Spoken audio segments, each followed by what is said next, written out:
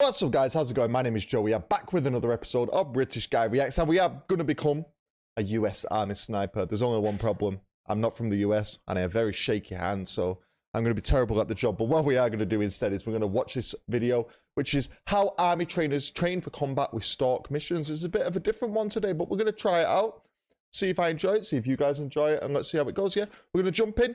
Do subscribe if you are new around here, or even if you're not new around here and you keep watching my videos and not subscribing, because I see you guys, I know you guys exist. Please click that subscribe button. Let's go.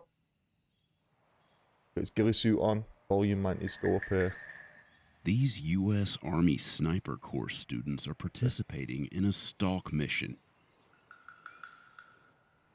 where they have to stealthily navigate through wooded terrain without being spotted by instructors. It's designed to prepare future snipers for real missions they'll encounter on deployment. So the way we have kind of molded the Stalk portion of the course now is to kind of more closely mirror a real-world mission. A sniper's secondary mission is to collect and report battlefield information, but 9 times out of 10, that's the mission you're going to end up doing. Students at the Sniper Course perform 4 practical Stalk exercises before moving on to graded events, of which they'll have 3 opportunities to pass or be dropped from the course. By the time we get to the end of graded Stalks, we'll generally lose between 5 and 8 students. On a brisk morning in October, Insider followed a class participating in their first practical Stalk exercise. Your team will be given 10 minutes to prepare yourself and equipment for this exercise. From this point on, you are only authorized to talk amongst your team and 2 instructors. Running is not authorized. Failure to perform proper movement techniques will result in your team being reset. Being reset more than once for any reason is an automatic failure. The class covers their ghillie suits with natural vegetation to match their environment. Oh, they have to make their own in order ghillie to suit. truly blend in with your environment, to get rid of the human signatures of the sides of the head, shoulders, the areas that are distinguishable. You have to tie in vegetation to your foreground, background. Yo, to be a sniper, you have to be a hair fashion ties designer, and 550 cord makeup that they glue onto their artist, ghillie suits to affix the foliage, killer, and are taught to use a 70-to-30 ratio of natural to artificial camouflage. Here in Georgia, it's so hot and humid, everything dies kind of quickly. The only thing that's going to really live on you a long time is the pine leaves and stuff. Okay. And the smaller, the shorter the plant is, the longer it'll live. I like to work from the top down. As many tie-downs as you can have on your ghillie suit is better. I feel like the initial veg was good, and it was easy to cover it in like dead grass and trees that are around you. The students carry the gear that they would have with them during a real mission, including an M2010 enhanced sniper rifle, how much do they weigh? tripods, a spotting scope, and navigational tools. After plotting a course to their destination, the students head off into the woods in teams of 2. Although snipers are prepared to work alone, working in teams can increase security and effectiveness. The days of a single sniper crawling out of their base camp and going on a mission are over. So in real life, they're going to be at least in a team of 2, more than likely a team of 3. So here at Sniper School, in an attempt to modernize, we pair them up in teams. Do they learn sign language, I wonder? To communicate, because surely you can't talk, right? Or you just use basic signals. But if everyone learned sign language, that'd be useful, wouldn't it? Once the exercise begins, they have 2 hours to reach a spot from which they can view their target, which in this case is a truck.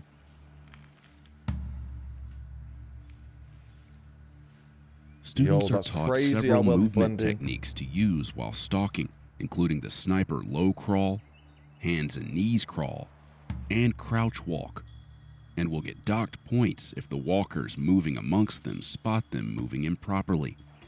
Freeze, you 2. So if a team is trying to rush up to the objective, like not moving tactically or in the movement techniques that they have been previously taught, then one of the instructors on the lane will stop them, gather their information, and send them back, usually a terrain feature away, and have them restart after explaining what they did wrong. Yeah, Roger, it's probably this guy right here that I got my flag on. He was facing away from the truck, so it's probably his back that you saw. All right, so you guys tracking, right? Yo, so fix It is good, right? Getting in that thick spot is good, but you're playing a dangerous game, right? Because you're mixing the potential of overhead movement. And look how close you guys are to the objective. You are way too close to be causing this much movement. Halfway through, when we were doing a map check, we stood straight up and down instead of taking a knee, which is our fault for that. But they just told us initially, like, have that low profile the whole time, and you have to have that in the back of your head, which is kind of hard when you're carrying a bunch of stuff. Yeah, I was going to say, the movement must be so hard carrying all that also stuff. dock points for improper camouflage. What do you think you look like right now walking through the woods? Stupid dude with A dude in a ghillie suit. Go ahead, take your time right now, fix yourself before you hit that next terrain feature. If you were wandering around on the lane and you had taken off your ghillie hat and you were just walking around bareheaded, improper camouflage. So we're going to stop you, correct you during these practical exercises, send you back so you can try again. The walker is really a friend. If we see a team that's making some mistakes and maybe needs to do some things better, they're more than welcome to ask questions. They can ask any of the walkers on the lane, how They're should I much do this? And we'll nicer give them than I tips. assumed they would Shine be. and shadow man are going to get you every time. Okay, so take it out of the equation and then just worry about contrast. Cool. Head back to the RP. Even if teams evade detection by the walkers, they can also get spotted by the instructors scanning for them with binoculars. So if they think they see some movement, like for instance, if they were to rub up against the sapling, it would make the sapling wave back and forth. So that's a target indicator, so that would key the observer in on that area. There's two techniques he can use. He can either call up one of the walkers and just walk him that way and try to walk him into that team, or he can call freeze, which freezes the entire lane. Hey, right behind you, can you yell freeze? Freeze! At that point, he would walk the walker in and try to get within 12 inches.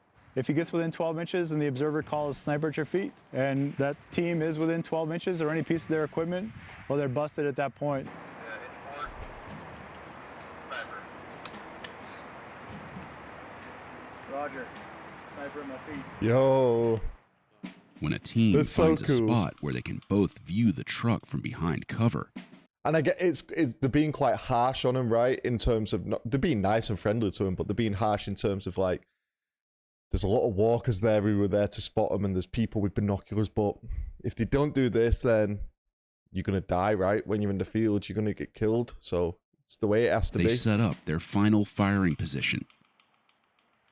The students swap out the vegetation on their ghillie suits and gear to match their new environment.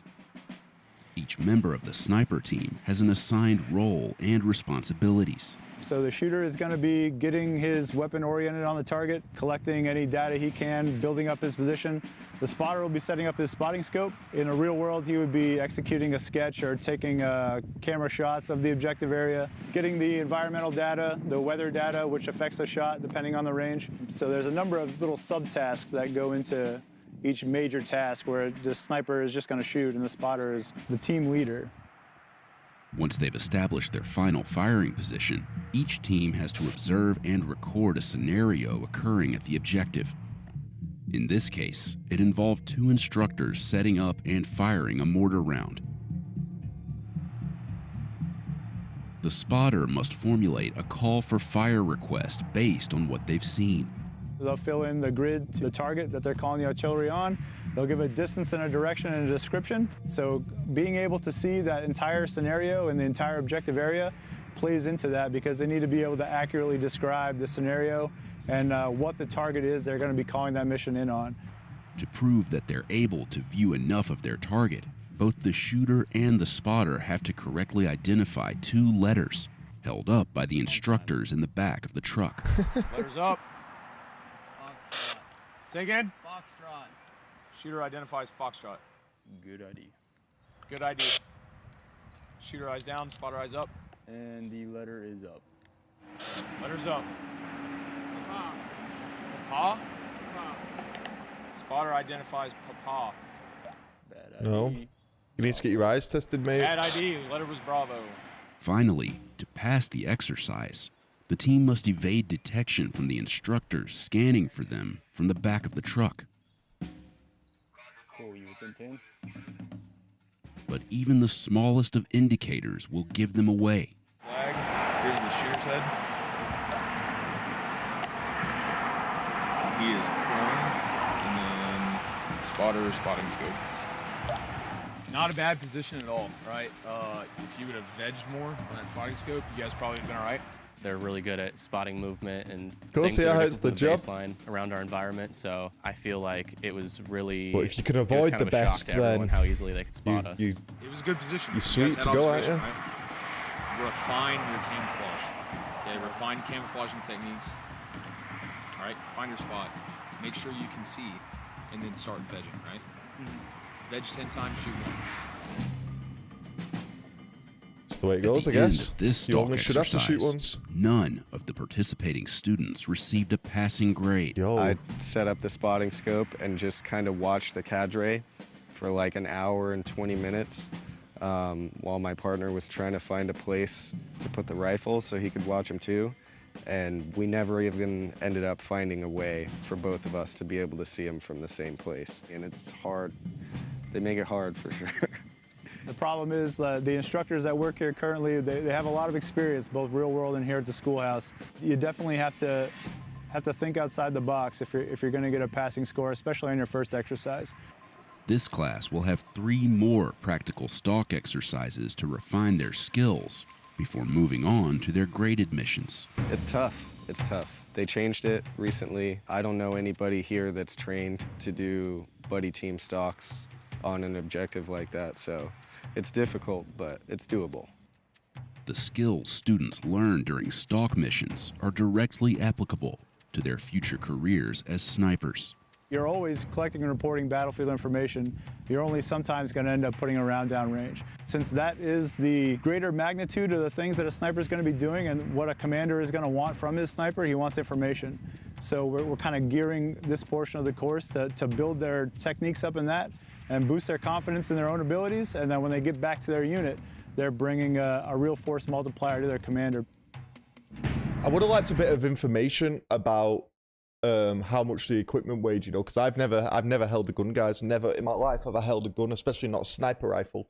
And the spotting scope and the backpack and all the other equipment they have to carry, because that must be difficult when you're not walking upright, when you're crawling around or doing an army crawl, and with all that on your back, it must be tough. It says here, according to the army, 8 students from this class failed their graded Stalk missions.